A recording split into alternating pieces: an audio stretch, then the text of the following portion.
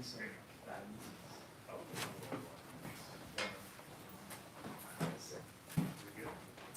It's like way it's pieces on those soft cool.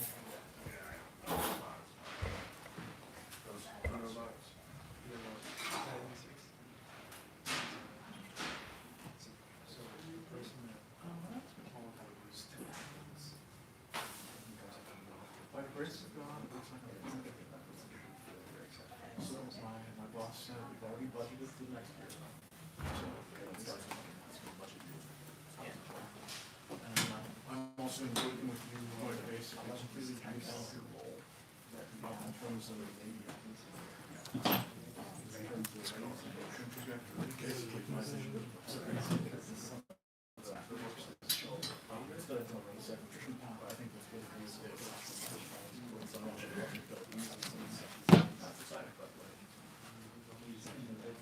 Or the guy at Data.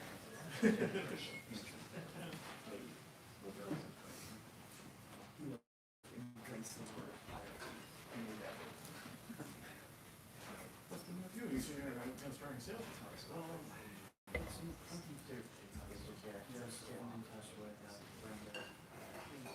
One of Sean's many offices is in sales.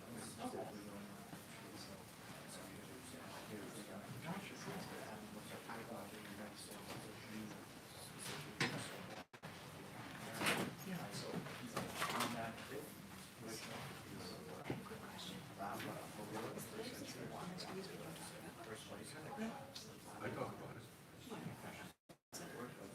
Nobody knows about it. Nobody teaches about it.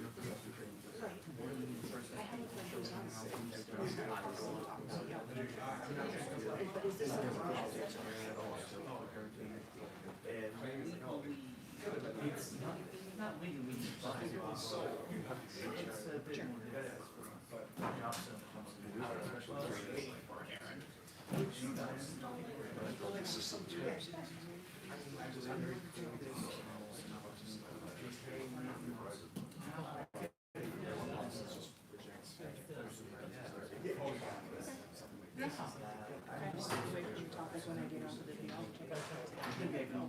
how do I work golf? They usually come up.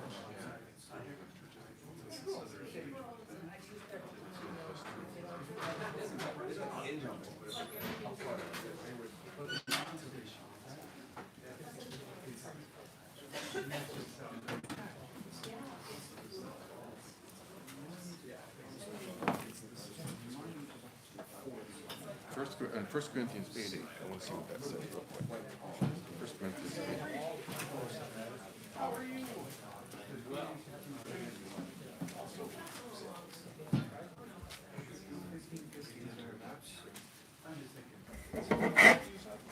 You want to turn your Bibles to 1 Corinthians chapter 8, verse 8.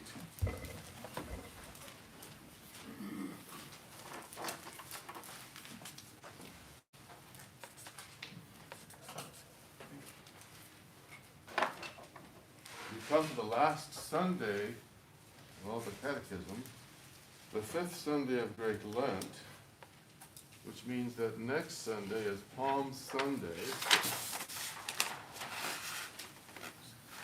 Next Saturday is Lazarus Saturday. So we are coming into the end of Great Lent. This week, we're going to come into the tomb of Lazarus. And after hearing people's confessions for 5-6 weeks now, I probably should have done this the first week of Great Lent, but I learned things too. And I would say that this is something that I have learned just recently. So I'm going to call it the root of the fast. The root of the fast. We want to get down to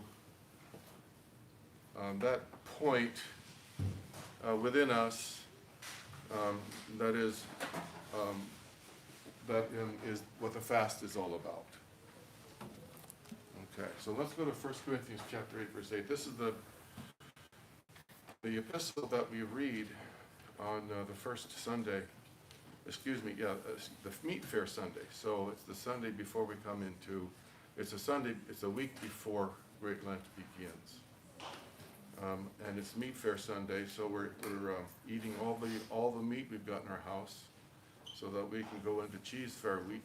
And now we're fasting from meat that next week, and the next week is cheese fair when we eat up all the cheese, and then we enter into Great Lent, and we begin the great fast from meat, dairy, wine, and oil, to the degree that our circumstances and our strength allow. And on that Sunday, the Sunday of meat fair, we read from St. Paul, from 1 Corinthians chapter 8, verse 8.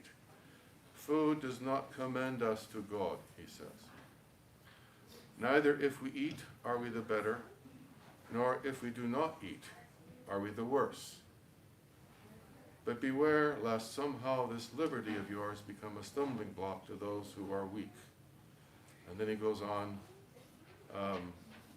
to talk about your brother being offended if you eat meat from idols. That's not what I want to focus on. I want to focus on this one verse. If food does not commend us to God, neither if we eat are we the better, nor if we do not eat are we the worst.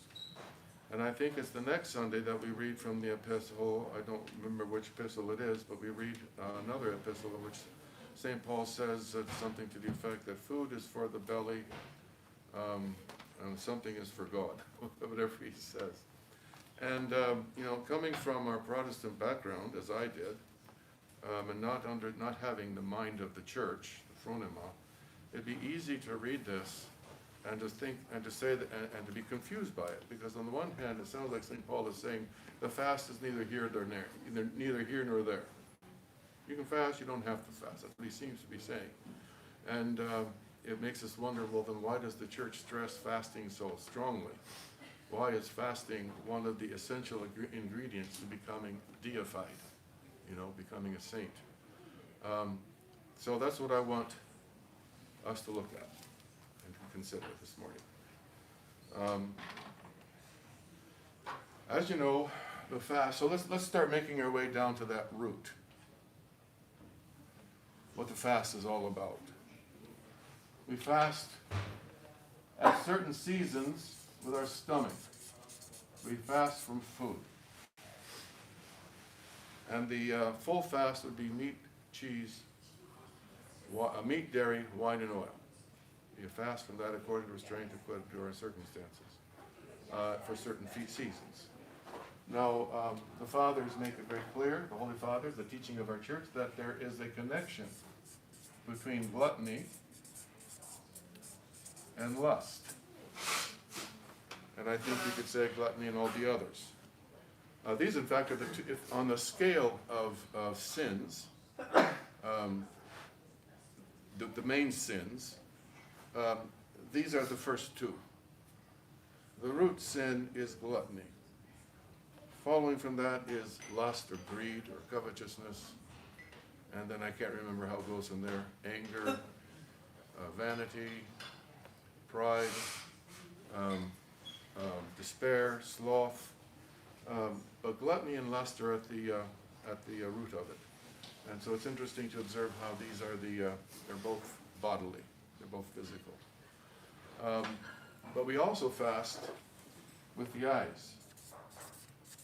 We fast with the ears. We fast with the tongue. We fast as false icons, false images. I suppose that's an interesting term because no is an image. I mean, the image is there. It's real.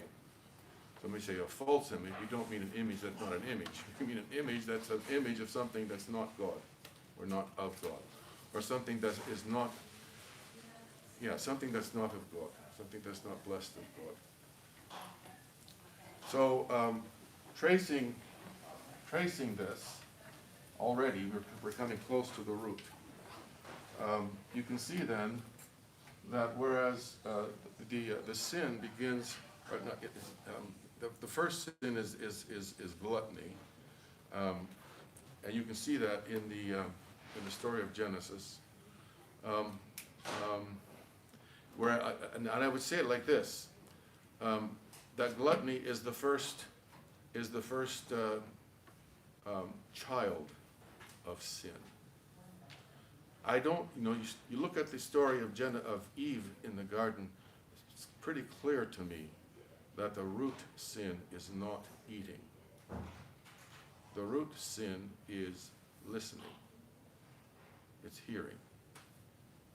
And accepting the suggestion from the whisperings of the serpent into one's ear. The second sin would be seeing. Eve listens to the serpent, and following his voice, she turns her eyes to look at the tree of learning good and evil, which is a beautiful tree, and she sees it. In fact, I think that maybe it'd be good to go to Genesis chapter 3. She sees it, she contemplates it, and then it has some interesting, look in the Hebrew, Matthew. The Greek certainly is interesting. And I want you to look at a certain word, Matthew. Let's go to chapter 3, it's about verse 6, it's 5 is when it starts.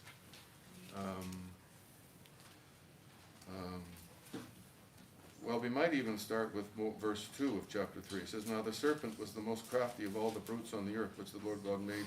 And the serpent said to the woman, Wherefore has God said, Eat not of every tree of the garden?" Now St. Ephrem of Syria, the 4th century, articulates what I think was an ancient understanding of early Jewish rabbinic exegesis, and most certainly early Jewish Christian exegesis, which is that the serpent did not know what was going on. In fact, he was outside the garden. I don't know how he got in, honestly. I'd have to go back and read the poem, see how he got in. But he's outside the garden, so he doesn't know what's going on. And so he's quizzing Eve. He's quizzing the woman, not Eve. She's not Eve yet. He's quizzing the woman to find out what's going on, because he can't see into the garden. And he asks her this innocent question, and she, in her innocence and naivete, enters into conversation with him. And so the woman said, "We may eat of the fruit of the trees of the garden, but of the fruit of the tree which is in the midst of the garden, you shall not eat of it, neither shall ye touch it, lest you die." Okay, now the serpent knows the score. And so now he knows the snare that he wants to set for her. So the serpent says, "Oh, you shall not surely die. For God knew that in whatever day you should eat of it, your eyes would be opened, and you would be as gods, knowing good and evil." Now, I see in this a clear reference to the mystery religions of Canaan, Egypt, Babylon, and I see Moses clearly describing the mystery religions, because this is what the mystery religions would teach. So what I think is going on is that in this story, we're seeing that Israel, the children of Abraham, are being warned against the mystery religions.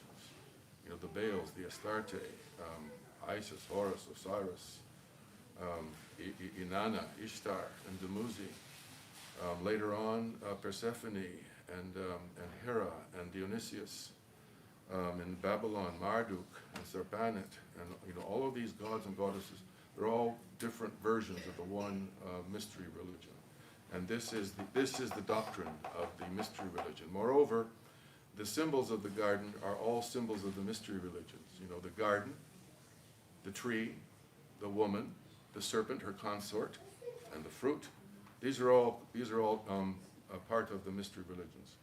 So on that, so you notice how the progression goes, and it says in the Greek, it says, "And the woman saw." She saw. She looked.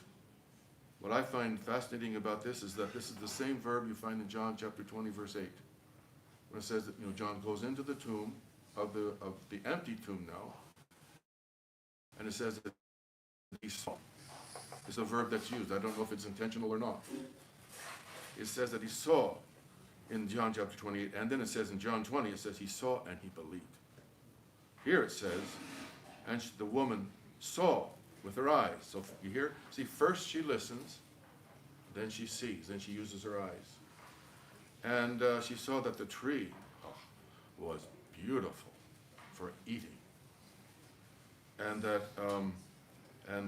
it was pleasing. It was most pleasing to the eyes to look at, and beautiful. Now here's the word I want you to look up, Matthew.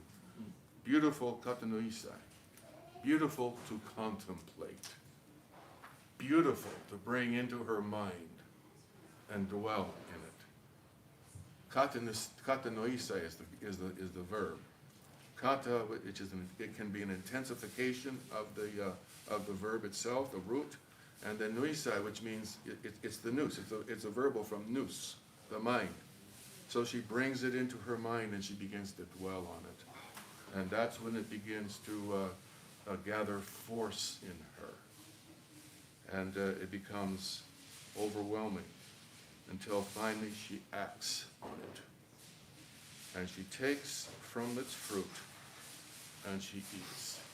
So there's gluttony, the first child, if you will, of sin. And it's born, you could say it's born of lust, but it also produces lust. And from there it produces all the rest of the sins. Anger, vanity, pride. So Matthew, what do you see? Is there anything you can add to that? So the two Hebrew roots that match to Katanisai, yeah. katanisai are hamed, which is praise. Okay. It's praiseworthy, it's desirable. Okay. And sakal, to make one wise, or it's hasakil, to make one wise. Yes, okay. Yes. It's the same as maskil. Okay. Well, I think that there's a lot there. I'd have to think about it to draw it all out. But to make one wise, I mean, that's what she wants, right? This will make you wise. You will know good and evil. So it's not just a carnal desire for a physical piece of flesh or whatever. It goes much deeper than that, much deeper than that. And I think it might be coming out in kind of what's underlying all of this, that the serpent says, "Oh, you'll become as gods. You become as gods," and then that becomes the reason that Adam and Eve are expelled from the garden. It's because they had become as though they were God, opposed to God. They're standing opposite God. So this is I honestly, in my opinion, for whatever it's worth, the story of the woman and Adam in the garden align so perfectly with the spiritual dynamics of the inner warfare that you find described in detail in the Neptic Fathers of the Philokalia, that it leads me to believe that this spiritual teaching that we find in the church, in the Orthodox Church, and specifically in the Philokalia, where it's kind of congregated together and distilled into its essence, that this spirituality of the church is very ancient, going all the way back at least to Moses. And I would say all the way back to Enosh, who was the first, as it says, to call on the name of the Lord. And I would further submit, and again, this, to me, if I were going to seminary now, this is the paper I'd like to write, paper I'd like to research and write. But I would venture to say also that my hunch is that this spirituality was not limited to the Hebrews. This is the spirituality that you would find in Egypt, Babylon, Canaan, Ur of the Chaldees. In other words, this is the spirituality that produced the mystery religions. So what's the difference? The difference is the God who is at the top, who is in the heart of the particular spirituality. This makes all the difference. So that the God, and then this God has to reveal himself to Noah, and then to Abram, and then to Moses. He isn't just found by, you can practice this spirituality as everyone did, and you'll come to the God and the goddess of the mystery religions.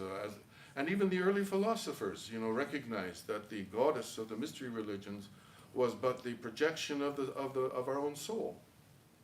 That the soul is the goddess. So that even the early philosophers recognized that by engaging the mystery religions, you were actually engaging yourself. So the difference, what transfigures this spirituality, and I would say even goes into the Far East. It's all over. This is the spirituality of the human soul. Now again, I have no way to demonstrate that or to prove it. It's just a hunch from everything I've read and thought about. What distinguishes it is the God who becomes the Lord of this spirituality. And this God is given to us, of course, in Genesis chapter 2, as the God who created the heavens and the earth, and as the God who made Adam and Eve in his own image, and as the God who fashions Adam from the dust of the ground and then breathes into him the breath of life, and who plants the garden. In other words, he's the author, he's the creator of this spirituality. So he's the only one in whom this spirituality will find its real purpose. The serpent, however, takes this spirituality, and he, because the spirituality is, I would say, innate to the human soul. It's innate. Everyone is spiritual. Excuse me, even the atheist is spiritual. He takes this innate spirituality and he makes it into its own God. Its own God. So that in this way he can separate us from the God that created us. Again, all of that is my own hunch, let's say. You can, yes, Matthew. I mean, it does make sense, though. One of the things that the philosophers were doing is that they were deifying the soul. And they knew that. Yeah. That's what I'm saying. They knew that. Yeah. Yeah, I mean, you're right. it's Nahashik. It's of the serpent. Yeah, the wisdom of the serpent. Yeah. Yes. And actually, sometimes some of them, one of the ways that they would acquire their wisdom was they let themselves be bit by the poison of the asp, or some serpent whose venom was not deadly, but sent them. It was like a drug. Sent them into hallucinations, or they might even do the poppy seeds. Like an ancient version of LSD. You read this only every now and then in the studies of antiquity. It's like I don't know if either they don't think it's a big deal, or they don't think they don't know about it, but it's clearly, it was part of the spirituality of antiquity. Well, these hallucinogenic drugs. But, I mean, it was central to the Vedic religions, like you talk What- about the what- Haoma, what was? ephedra. They were Oh, taking yes, okay. ephedra. And, Okay. Yeah. yeah. Yeah, so it's all very fascinating to me. So even the drugs, it's bringing out, if you will, the inner content of this spirituality that is innate to us. But it's bringing it out on its own terms, as it were. It's bringing it out as though it itself is the God that you're worshiping. So what happens is that in this spirituality, you end up worshiping yourself. What is Brahman? That art thou. You are God.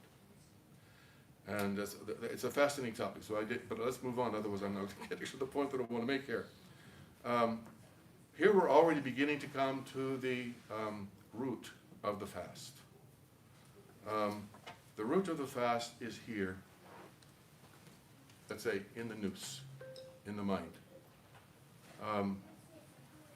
which, since the fall, I'm thinking now specifically of St. Diadochos of Photiki, but I'm just only because he's one of those that I've read. All the fathers will talk about this. But for example, St. Callistos Angelocoudis, he's what, in the 12th century, was it? 14th, I think it's the 12th century, writing the 5th volume of the Philokalia. He tells us what is the teaching of the church, which goes all the way back to early Jewish Christianity, and even earlier, perhaps probably back to rabbinic Judaism. That in the Bible, visible things are images of invisible things, and the word he uses is icon. They're icons of invisible things, and the Garden of Eden is an icon of the heart. So you look at the story of the Bible, which I would say is the accounting of real history. It's the history of God becoming man, so that man can become God. That's the history of the you see that Adam and Eve never made it up to the top of the tree of the mountain where the tree of life was, which is Christ, the wisdom of God. They never made it up there. They got stuck in the middle at the serpent's tree, I call it, but it's not really the serpent's tree, it's God's tree.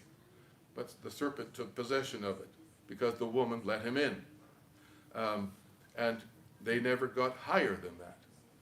And so they were expelled. They were expelled from the garden, which means they were expelled from the depths of their heart, their deep heart. They never made it into their deep heart. You know, that space in between, the tree of knowing good and evil and the tree of life. They never made it to that space. They got stymied right there where the serpent set the snare, and they went the other way. They went down. And so they were expelled, if you will, from their heart. And so now the mind has been separated from its home in the heart. The mind itself has become split. It used to be single, but now it's split into many different factions. And I think St. Paul may be referring to that in Romans chapter 7. You know, I've got this, with my mind I want to do what God wants me to do, but I discovered that there is within me this law of sin that has become embodied in me. It's become incarnate in me. It's like, so, you know, I'm at odds with myself. Who will deliver me from this body of death? So, the mind is like, the mind is, we'll say that the place that where the root of the fast is to be found then in the mind, in the nous. I'm skipping over a whole bunch of material that one could bring out because this is all extremely fascinating. The root of the fast is in the mind. Now, remember last Sunday, the poor little guy that was possessed by a demon from his childhood, it said. Sometimes it threw him in the fire, sometimes it threw him in the water. Do whatever you want with that fire and water. I would suggest that an image that is appropriate to those symbols would be the fire of all-consuming lust, or the fire of all-consuming anger, or hatred. You pick your passion. The fire is the all-consuming, you know, how that passion will just burn you up. It will destroy you. And the water, let's say the water is the water of sloth, or despair, depression. So it throws you into the fire and consumes you with itself, with its desires. And then after it's spent its desire on you, it throws you into the water where you begin to drown in the waters of despair. That could lead to suicide. So this poor little guy is afflicted with that spirit from childhood, it says. And as I suggested in the sermon last Sunday, and guys, I'm sure you understand and that you appreciate how serious this is. This spirit, this legion of demons has infiltrated our society, and it is attacking our children. It is attacking us on those stupid phones, YouTubes. And so it's coming, and where is it attacking the children? Where is it going to attack the children? Into their mind. It's infiltrating their thoughts. And it's sowing thoughts in their mind that begin to consume them with passion, with desire. And they're too little. They don't, and then they have parents that are not giving them the disciplinary structure that they need. Even then with that, because this is such a private event, it's very difficult for us to cleanse it, to protect against it. So, but you remember what the Lord said. This kind can come out only through prayer and fasting. The prayer and the fasting. You see then how this prayer, you see how the church is, so look at how the church teaches about the mind, the nous, and what it says about the mind. What is prayer? It's descending with the nous, so it's laying hold of the nous, the mind, and descending with the nous into the heart. In other words, returning to Eden. But what do we do in order to grab the mind? What do we have to do? We have to fast from all the thoughts. that have infiltrated the mind. We have to expunge those thoughts. The teaching is that you descend with the mind free of images. Well, that means that this descent of prayer is going to be a very laborious process, and maybe a very long process. And it's going to be accompanied by a very intense internal agony. And I like to tell my penitents, this is the agony of the cross that you are choosing to accept. When you choose to divest yourself, to take off, to crucify your love for these thoughts, your love to dwell in those thoughts and create all kinds of scenarios from those thoughts.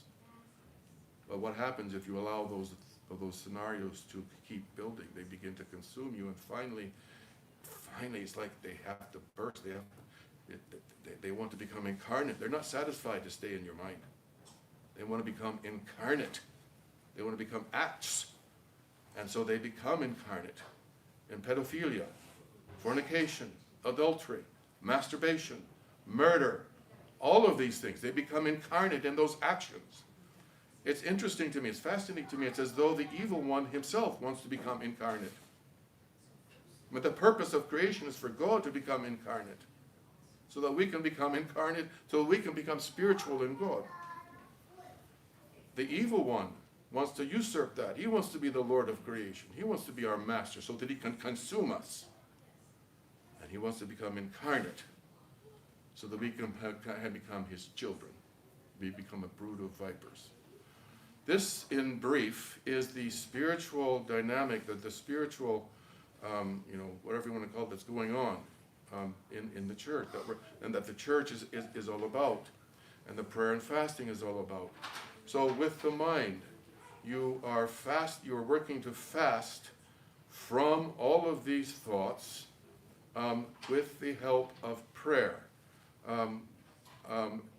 And as I suggested, that these ascetical disciplines of prayer and fasting, this is the cross that the Lord tells you to take up, commands you to take up, if you want to be his disciples. This is why I think it is so scandalous that outside the Orthodox Church, maybe a little bit in the Roman Church, I don't know so much anymore, but most certainly in the Protestant churches, are you taught to take up your cross? You're taught instead to put it down. And so the Protestants, the evangelicals, the so-called non-denoms, they are left wide open to the consuming, destruction of the devil, who, as St. Paul says, lurks around like a lion looking for somebody to consume. It's only in the Orthodox Church, and as I said, maybe a little bit left in the Roman Church. I don't know so much about them so much. That you still have this strong teaching about prayer and fasting as the cross. You must take up. You must deny. Remember what the Lord says. You must deny yourself. That means you must deny the pleasure of those thoughts that are the seed of the sin. That's where the asceticism begins. You must deny yourself, he says. And then he says you must take up your cross, prayer and fasting. And then you must follow me. Where is he going that we should follow him? He's going into his tomb. He's putting to death this corruptible body. He's putting to death the whole of creation in his body. That means that if I'm going to follow him, I have to learn how to die in the way that Christ died, which is in obedience to the Father.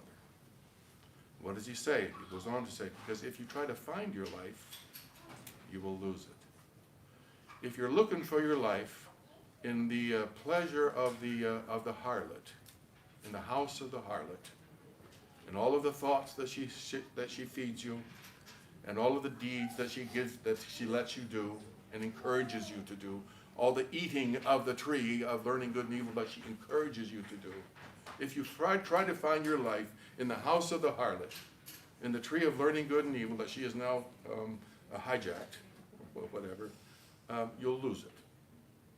Because as the proverb says, Her house is the house of hell, and it goes down into death. But then the Lord goes on to say, if you will lose your life for my sake, in other words, if you will unite yourself to me in my death and resurrection, you'll find your life. You'll find your life in me, in my holy resurrection, as a child of God. So with all of that, let's look at the root of the fast. And I think that what St. Paul is talking about here, in this and the other, he's not saying that the fast is neither here nor there. What he's saying is that the fasting with the stomach is not what's going to save you. It's an aid to a deeper fast. So yes, you do need to fast with your stomach. You do need to, whatever strength you can. But understand, this is not what's going to save you. This is not yet the root of the fast. Yes, Matthew. So the word that Paul uses for food here, broma, Yes, is connected is connected to the Joseph cycle in Genesis. Interesting. Pharaoh commends Joseph, right? It's the same word for commend. Paraistimi. Roma is? No, paraistimi. Okay. That's commend, but the two words that he uses here, Roma and paraistimi. Okay. The Pharaoh commends Joseph to take charge of what? The greenery? The granaries, the food, Yeah. the Roma, Interesting. right? Interesting. But it's not the Roma that is, I mean, obviously, he has to take control of the Right, Roma of right. Egypt for them to survive the 7 years of starvation Okay. Okay. that happened after that. But that's not the end, Okay. right? Very good. Very good. It's a preparation Very good. for the Hebrews to leave Egypt. Interesting. Interesting. So you still need Joseph in charge of Interesting. those granaries. Interesting. Wonderful. Wonderful. So from that, Matthew, we could say that the purpose of the fast, oh my gosh. Now this takes me to Ezekiel 11. It takes me to Genesis chapter 4, verses 34 and following. And we don't have time to go to do that. So the purpose of the fast is that we're getting ready for it to go on in Exodus. I'm going to sneak Exodus 40 in here real quick. Remember that after Moses builds the temple, the tabernacle, the glory of the Lord, which is Christ, fills the tabernacle so that nobody can enter. And then it goes on to say that when the glory of the Lord was standing on the tabernacle, the Israelites stayed where they were. But when the glory of the Lord went up from the temple, then the Israelites started preparing to go further, keep going on their exodus. All right, Palm Sunday. The glory of the Lord is going to go into the temple of Jerusalem. Okay, there he is. But then he's going to leave the temple. So if we are the new Israel, what we should be seeing on Palm Sunday is that it's time for us to pack our bags and get ready to continue on the Exodus all the way to the Promised Land, which is in the Lord's tomb. We're going to go, because now we're going into Holy Week. We're going all the way to Golgotha, which, as I've explained before, is actually the Garden of Eden. That has become the place of the skull. It's our heart that has become a tomb, filled with dead men's bones and all manner of uncleanness. The Lord is taking us into our heart, into the Garden of Eden, in order to cleanse it and to make it smell good and to fill it with life. So all of this is the spiritual, what we call it, arena of the fast. So real simple now. Here's the root of the fast. It's in the mind. And the way it works is that this evil one, as you see him doing with Eve, he'll sow a thought into your mind. 1 minute. I'm going to see if I can get this done, and then you can talk. He sows the seed in your mind. That's called an assault in some of the writings of the Holy Fathers. It's the assault. It's a temptation. It's the first stage that could lead to sin, becoming incarnate. The second stage is called coupling. That's when the victim chooses to couple with the thought, and it's like the seed of the man joining with the egg of the woman to produce a child, the passion, that now begins to grow, bigger and bigger and bigger, until it becomes so big it can take over you. And now you're like the little boy, being thrown into the fire or into the water. So here is where the root of the fast is found.